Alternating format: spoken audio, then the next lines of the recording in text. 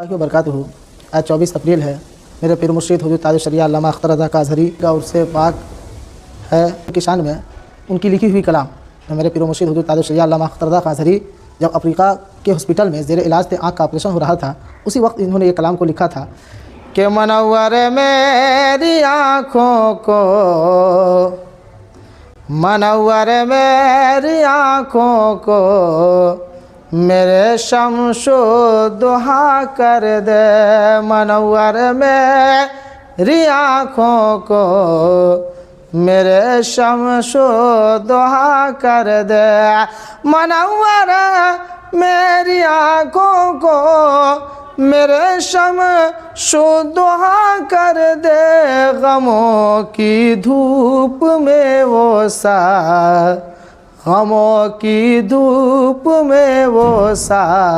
ये जुल्फ़े दुता कर दे, गमों की धूप में वो सा